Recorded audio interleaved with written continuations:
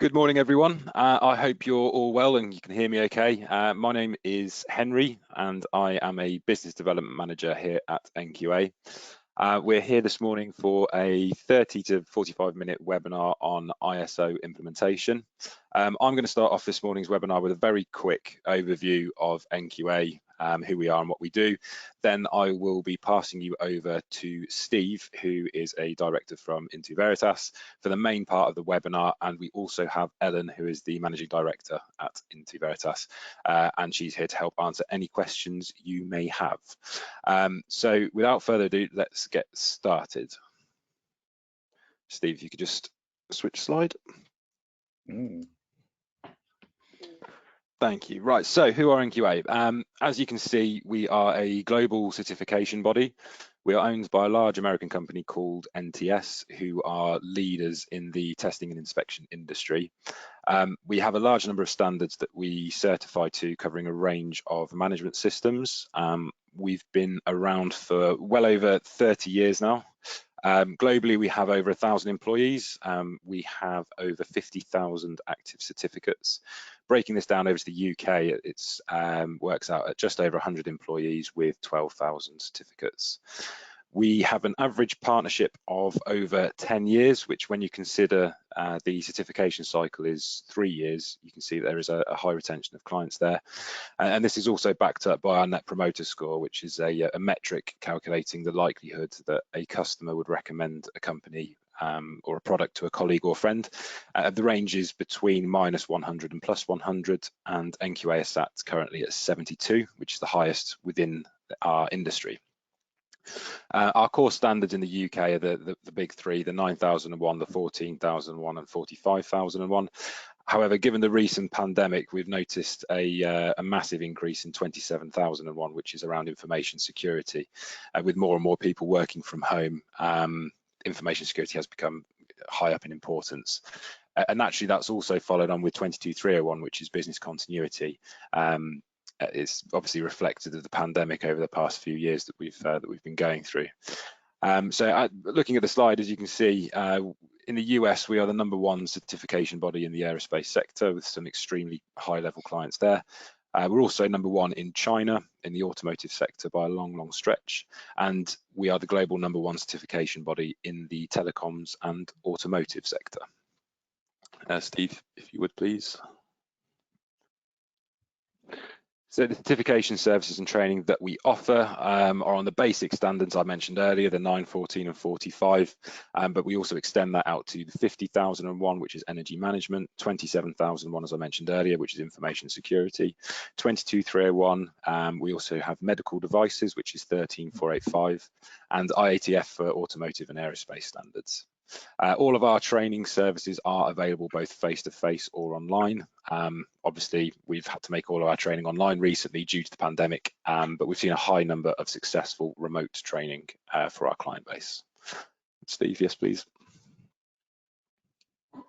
The nationwide training services we provide for all of our existing clients. We also offer completely free e-learning services. So however many employees you have in your organization who you wish to upskill, we offer that for free. Even if you're not an existing client, it's really not an expensive option, and they are really good courses. Most of the NQA team, in fact, have taken the courses as part of their induction. We also offer in-house training as well. So let's say you have 5 to 6 employees in your organization you feel would benefit from a training course, whether it be implementation, obviously what we're discussing today, of a particular standard, or internal auditor or lead auditor level, we would arrange one of our trainers to visit you on site to deliver the requested training. Again, this has been conducted remotely recently. However, we are getting back to going on site. Then we also have public training courses. So we run these courses in hotels across the UK. Again, these have been held virtually. However, we are getting back to some form of normality. But any further training that you'd like to look over, further information on the training courses, they're all available on the NQA website. Next slide, please, Steve. So, yeah, again, that's a real quick overview of NQA. Thank you for listening to me. As promised, I am now going to hand you over to Steve to discuss ISO implementation and dispelling the myths. Thank you, Henry, and good morning. We saw a couple of questions coming in about people not being able to see slides and so on, but hopefully that's now fixed, so we can begin. So a quick introduction to Intu Veritas. We provide ISO implementation support, so consultancy, implementation, internal auditing, and then support right through stage 1, stage 2, and then with the majority of our clients we then stay on to offer sort of maintenance and management support as well, onto surveillance audits and continuing through their journey. The sort of setup for today is we're going to try not to have too many slides and kind of do more sort of discussion. Unfortunately, everybody is going to stay muted, so if you need any questions or if you'd like to ask any questions, if you just type them into your chat box, and they'll pop up in front of Ellen, who's just sitting to my side, and then we'll deal with them kind of as they come in. If you have any questions kind of relating to the particular slide or the particular area that we're talking about at that time, fire them away straight away, but there will be a longer kind of Q&A session at the end where any broader questions and so on we can deal with then. Somebody asked about the webinar being sent out. As you can see on this slide, NQA will distribute the recording of the webinar to everybody that's registered once it's completed. And if there are any questions regarding the certification body side of things, so the process regarding booking audits, stage 1, stage 2, and so on, then I will defer those to NQA and they can pick those up with you after the webinar. So this morning we just want to talk about ISO implementation and the myths and the concerns that we've seen from our clients regarding whatever standard. So there's a lot of things that we become aware of from either top management or from staff, or a combination of the two, sometimes before we even get started on the implementation journey. So sometimes even they're not sure if they really want to do this whole ISO thing, this mysterious ISO thing. So what we're going to try to do today is just talk through some of the issues that we've had raised with us, some of the problems we've seen, and how kind of we've resulted and talked through them and got those companies on board through to successful certification. Our history through our certification, we have never had an unsuccessful stage 1 or a stage 2. So from that perspective, you know, we're coming from a reasonably high sort of place. Across 9001, 14001, 45,001, 27,001 and 50,001. We're also currently working on a couple of other standards, 20021, which is sustainable events, which again with the kind of interesting or interest in carbon neutrality and so on is becoming a little bit more of an interest, and also 13485 medical devices. So that's a little bit about kind of what we do and how we do things. So I already mentioned about we work with our clients. So when we start doing an implementation kind of program, we try to become part of the client organization. What we don't believe in is dropping in, spending a day, half a day, an hour or whatever with the clients, leaving them with a massive to-do list and then popping back a month later and kind of marking them on the progress of their to-do list. We become part of that organization and understand what their business needs are, how they are actually going to use their management system, and deliver something that is going to be efficient for their organization, drive their organization forward, providing for continual improvement, and hopefully remove some of that scariness about this ISO management system. as it says there, and as I mentioned earlier on, we try to then retain our clients and move through that ongoing management process, continual improvement and so on through to the next surveillance and so on and so forth through their whole journey. So what is ISO? So obviously ISO is an international organization, the International Standards Organization, that set all sorts of standards across all sorts of subjects and business, technical and many different things that they publish. But what we're talking about here are the ISO management standards. So we've already mentioned kind of some of them, but generally this discussion this morning is relevant to all of the different standards and the different types, because the implementation process and the way that we work with our clients essentially is the same across all of them.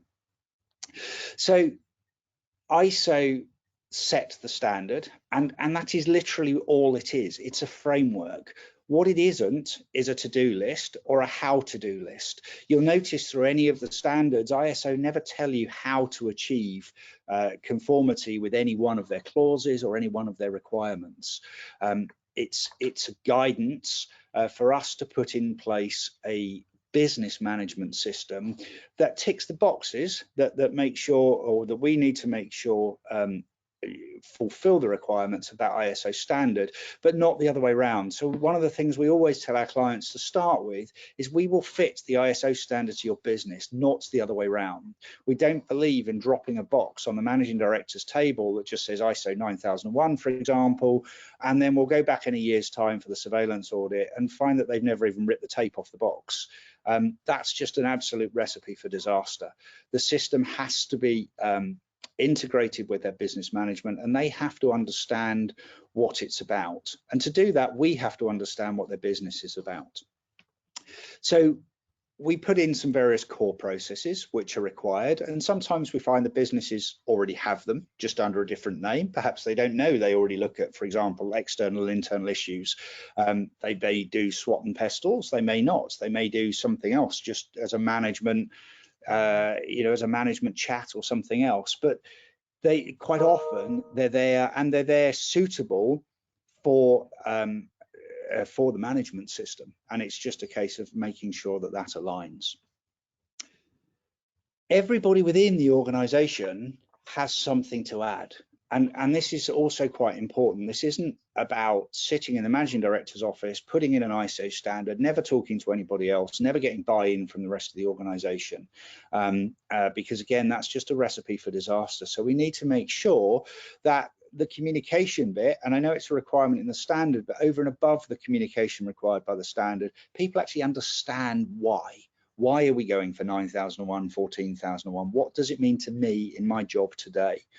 And if we can get that buy-in from all of the employees and all of the staff and all of the team members, then more often than not, that will move through a smooth implementation and also a smooth internal audit program and a smooth surveillance and onto recertification as well. So ISO have built their standards based on a lot of industry feedback, a lot of industry expertise from all sorts of different business sectors. And they kind of, if you like, it's a best practice document. So if we look at quality management 9001, these are the things that generally most businesses should do to retain and make a good business. There shouldn't be too much in there that businesses aren't already doing. I've already said they may be slightly different, and we may have to slightly alter some of the terminology or the way that it's revisited or the way that it's updated, but there shouldn't be anything completely brand new. Some of the other systems that might be slightly different. So environmental, 14001, maybe a business wants to become more environmentally friendly. So we may have to do more work and introduce more new things for that standard. Likewise, 50001, energy management, because perhaps the business isn't really yet doing anything. But obviously, that again, that's part of us trying to become part of the business and understand what their needs are and how we can best serve them. The use of simple language within the implementation and within the ongoing kind of process is critical. A lot A lot of ISO standards use particular phrases and use particular ways of wording that we might understand as people that are using the standards, but quite often our clients can get lost behind some of the phrases and some of the words. There are 4 stated words that are the same across all of the standards, and you can see them on the screen there. When ISO use shall, it's a requirement. We have to make sure that that clause or that requirement is met by the management system. Should is a recommendation, and the way I kind of explain this is essentially, if you don't have a really good justification for not doing it, then it gets done. So should means it needs to be there unless we can justify why it's not. And well, we don't really want that, or we don't like that, isn't a justification, but we have heard it. May indicates a permission, so you may do this or you may do that, and that's kind of up to the company, up to the client to work out what best fits their system. So, for example, the company may combine multiple processes or multiple documents, which means if they wish, they can bung them all together. If they don't, they can have them all separate. And then can is similar in that it gives us a possibility of something that's something that we can do. So it could be an idea of how we do it.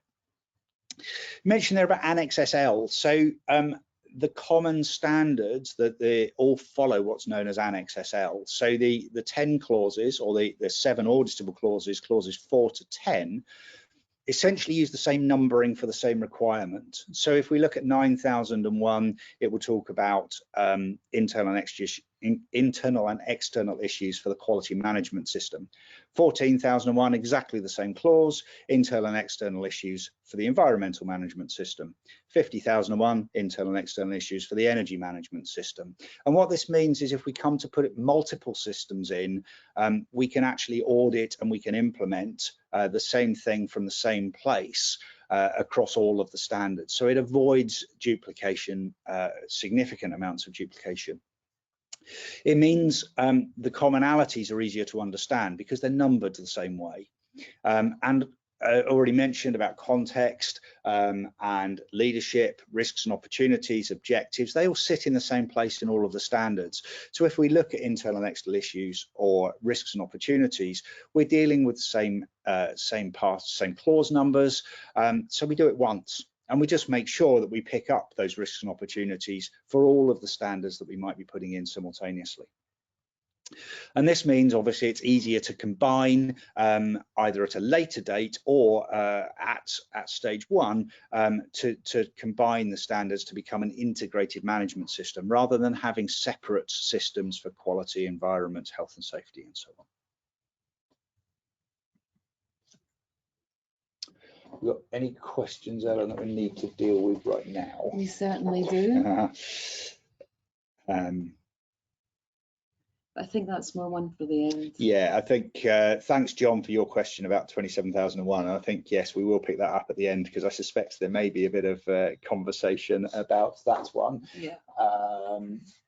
Good. I think yeah, that's moment. excellent. Yeah. Thank you. So, so we'll move on then to our next stage, which is kind of how we go about it. So the first thing we try to do is have that conversation with the management team about what ISO is, and similar conversation to the last few slides, trying to put it into simple terms, why they want to do it, how we're going to do it, and the fact that what we're not going to do is rewrite their entire business process and give them a new business in a couple of months' time.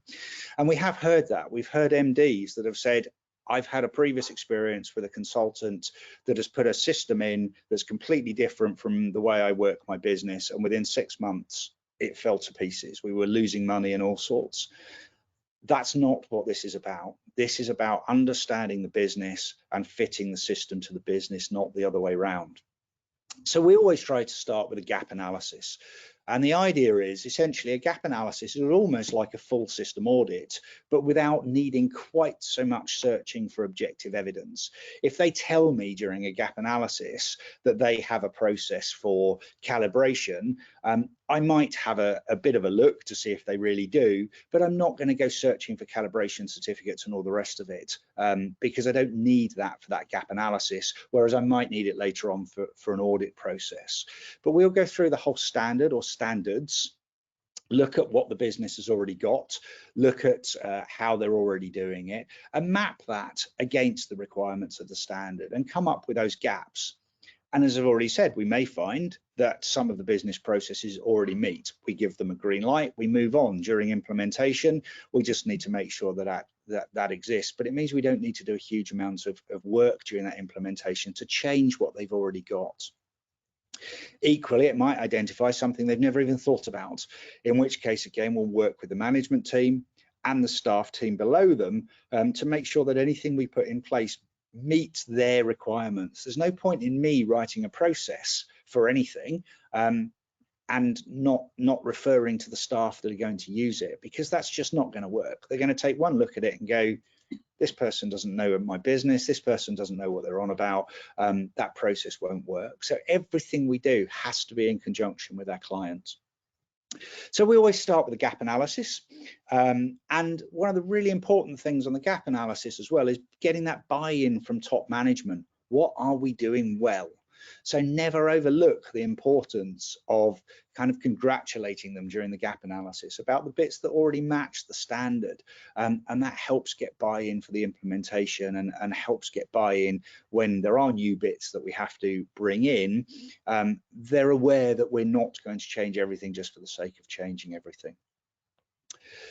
And it also then allows us to give a benchmark plan. Where are you now? Where do we need to get to? What are the gaps? How long is it going to take us? And that's obviously one of the critical questions that management are always asking: how long and how much? So if we're looking to implement as a client or as a business, we're looking to implement, one of the first kind of key questions is to find a consultancy that's going to work with you. Already said, we almost become part of the company during the implementation process to understand the business, to be on call.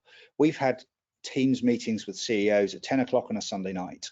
9 to 5 is not an option, and we find quite often that a lot of the businesses we work with, particularly the smaller businesses, that's when they work, because 9 to 5 the CEO's running his business. He's still absolutely hands-on, and he doesn't have the time or the resource to be able to come out of the business for the implementation. So quite often we have to be flexible and work around the businesses as well. And again, that builds that confidence. No, I'm not going to meet at 7 o'clock in the evening. Sorry, it has to be 9 to 5. Just doesn't really give our clients any kind of feeling that we're going to work with them, and doesn't show that flexibility.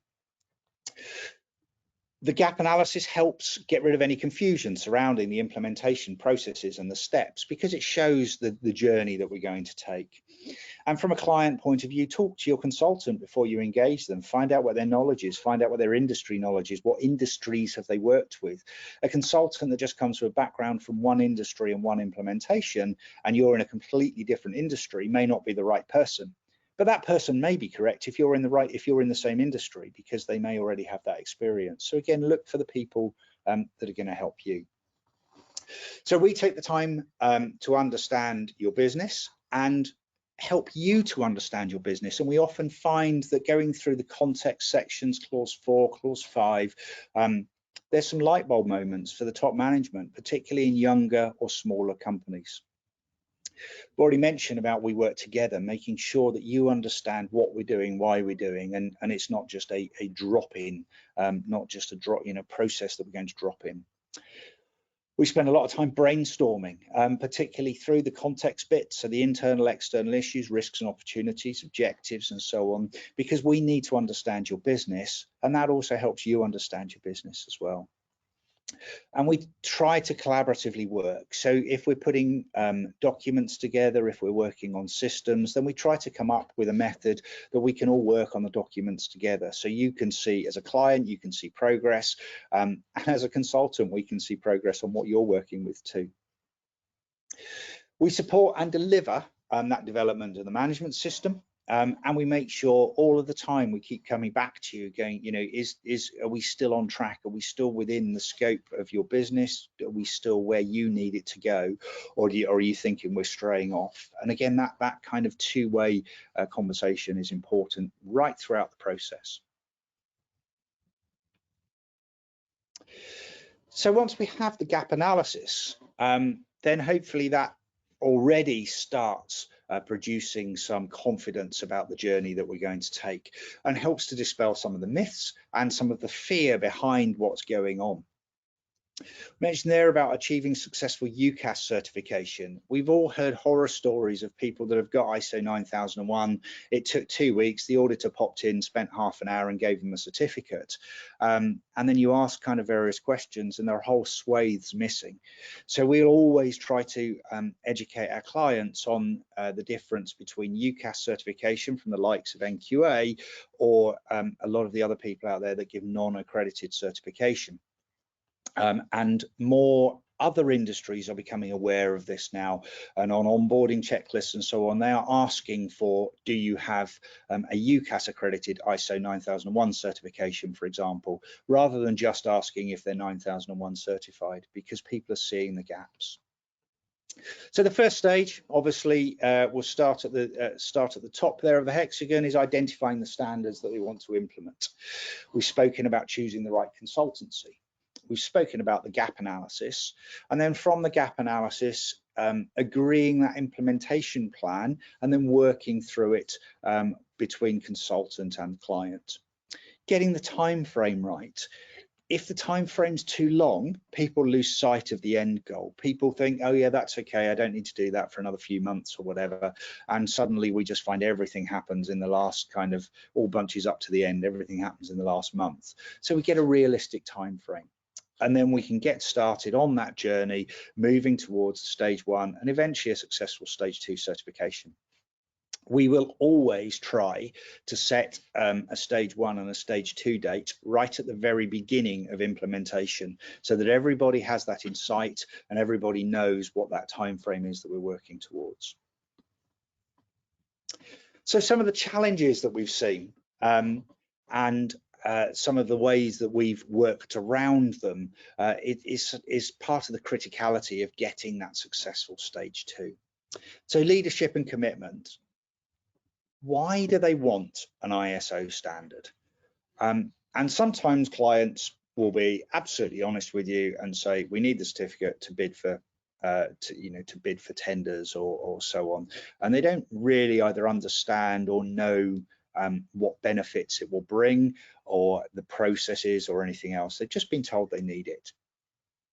So that sometimes is a challenge that we can again overcome in that initial stage by discussing that, explaining it, working through the gap analysis and so on, and hopefully kind of actually showing that this is going to be a benefit to the client, not just something scary that's going to change their business.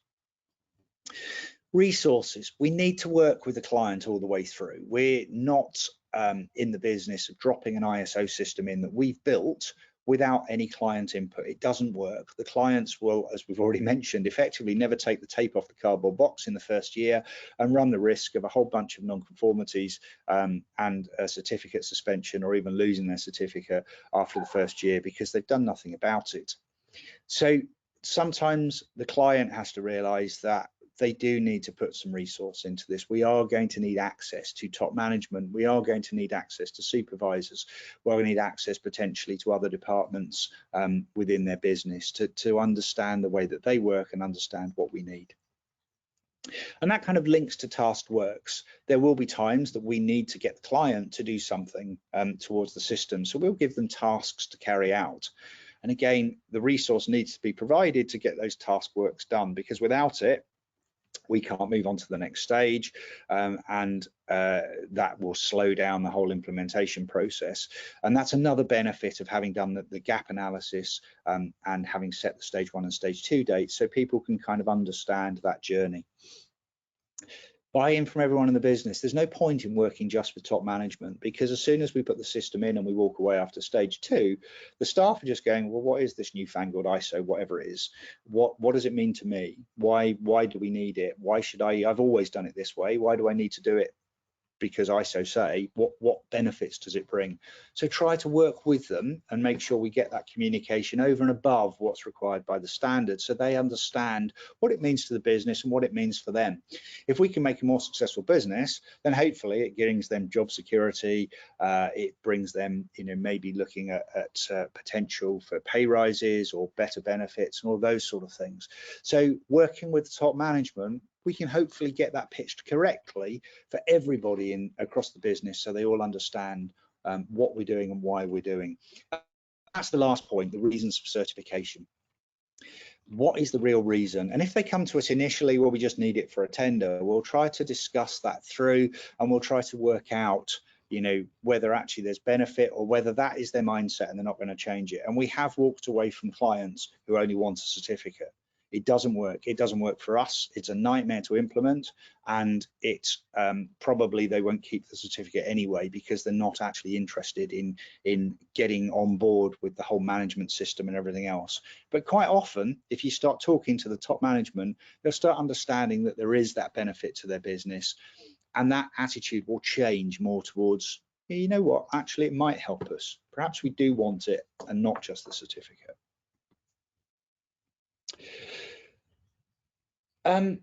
Essentially, that's where kind of we're at from the point of what we're talking about with the challenges of implementation and the way that we kind of walk through it. All the way through, I guess the common theme through everything I have spoken about is to keep talking to the staff, keep talking to your client, to the business. And obviously, if you are the client, if you are the business, because I you know, understand we've got both people in the delegates, both companies that want to implement and people that do the implementation. Keep that communication going. Don't be scared to ask your consultant, why on earth are you doing this? You know, what's this going to do for me? And if they can't answer, then, you know, have that discussion about, well, do we really need to do that within the standard? And sometimes the answer is yes. Sometimes there are a couple of bits in the standard that maybe don't make sense right now for your business. For example, all the communication clauses where you have to communicate internally across your business when you're a one-man band does kind of cause a few head scratching moments that, you know, you have to have a meeting with yourself or give yourself a good talking to in the bathroom mirror. But obviously for a larger company, that makes much more sense. And likewise, particularly with 27001 and the age of 27001, there are a number of kind of clauses and a number of the controls in 27001 that are questionable with the way that we're now working. And sometimes we have to kind of look at those and try to bring them into the modern way of working with cloud-based and internet, rather than people who are working on hardwired Novell networks and a big server room in their own office. And there again, some of the challenges that we need to kind of answer looking at individual standards. So it looks like there's a good few questions that have been coming in, so that is excellent. So we've got a question regarding duplications within 9001. So the duplications within the 9001 the management review for the sections on risks and opportunities for improvement, and we find it hard to establish, hard to distinguish between the two elements during the management review meetings. Yeah, that came in from Victoria Milton, so thank you for that, Victoria. And you're right, there can be some duplication across them. But if we look at risks and opportunities, the way I tend to try to explain risks and opportunities to our clients is the opportunities is your opportunity for blue sky thinking. What would you like to do if there were no boundaries, if there were no kind of problems, if you know, no budgetary constraint, no resource, no staff? What might you like to do? Or no technology even, you know, things that are going to hold you back. And they can be the opportunities. And then out of those opportunities, the ones we want to pursue become your objectives. And then when we come to opportunities for improvement in the management review, they don't necessarily come from those opportunities. They might come from areas such as non-conformities. So has a customer complaint come in? Why? And the way that you fixed it, that may well then be an opportunity for improvement. Yes, you know what, we could change that process. Or it might have come from an internal audit non-conformity. And we look at opportunity for improvement on changing that process, or changing the way that we deliver things, or changing the way that we might present to our clients, or our clients present to their clients or their customers. So opportunities for improvement is more about the management system, and more about how we're going to change the management system to work for us. So this process is really clunky. We're never finishing it properly. The staff don't like it. You know, we're always missing out these 3 steps. And one of the questions we'll ask is, right, what do those 3 steps give to your business? Well, actually, not much. Well, in that case, maybe the opportunity for improvement is to rewrite that process and remove those 3 steps. And so from that perspective, that kind of, you know, that's where we'll look at it, and that's how we differentiate kind of between those 2. Hopefully, Victoria, that's kind of answered your question. And then Lawrence Butterworth about 22301, if you have 9001 in place, and what's the crossover? Yes, there is some crossover, but the whole point behind the continuity side of things is what happens when things go wrong. So if we look at 9001, if you've got a really comprehensive risks and opportunities register, and you've really taken the time to look at every single risk and answer and document every single risk, then absolutely there's a huge crossover there with business continuity, because you've probably already done some of the work. However, a lot of people don't view 9001 like that. They will look at the risks to do with things like product conformity, compliance, customer satisfaction, and they won't often think too deeply about what happens if COVID hits and we have to all work from home, or I have to close my business because the government says I'm not an essential industry, or all of my customers suddenly dry up because they don't want, or they can't fly anymore, or they can't go on holiday anymore, or they can't come to hotels anymore. So 22301 kind of looks more on those side of things, and those sort of questions and how we might deal with them. But it will then rely heavily on 9001 to actually put those processes in place and to manage those processes. So absolutely there's a crossover, but hopefully that's kind of being able to explain a little bit of where the 2 standards sit side by side rather than totally overlapping.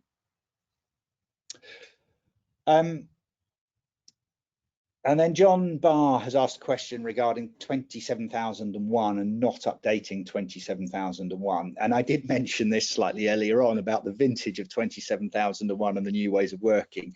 And whilst, John, I'm not going to comment directly on ISO's decision to either not update it or delay updating it or everything else,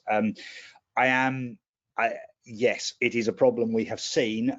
We've done 3 recent 27001 implementations, and we're in the middle of one at the moment, where you're absolutely right. The new ways of working and several of the controls within 27001 we're either now making not applicable because the company does not have a physical premises anymore, because everybody's working from home. They've sold their office, they've shut the doors, they're all cloud-based, and equally extra things that do come in. So removal of assets from the business, for example, if you're home-based, that's kind of implicit in your way of working, because there is no kind of office anymore that you're removing assets from.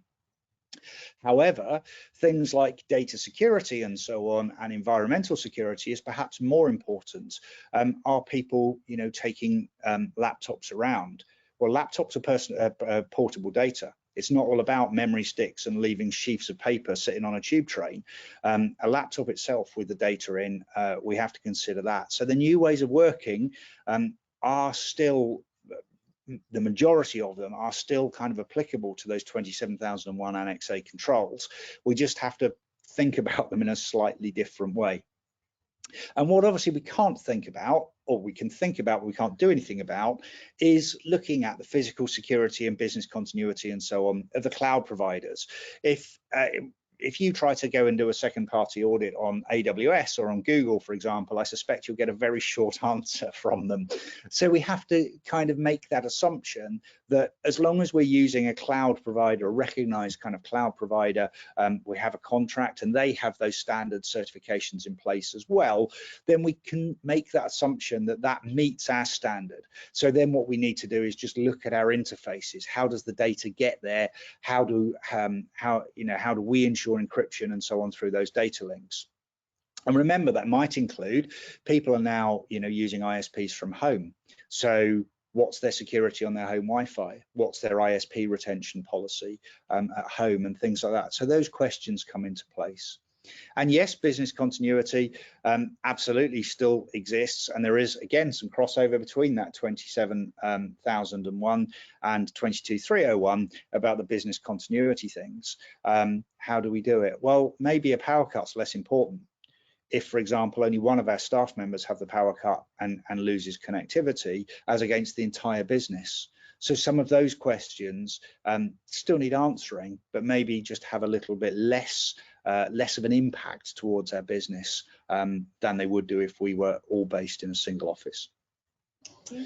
Just sorry, looking away, just reading the questions. No, maybe ask if there's any more. Yeah. So I think that's addressed all of the questions that have come in so far. So thank you very much for your questions. If there's anything more, there's just a couple of minutes left to type any questions into the chat box, and we'll just see if any more come in.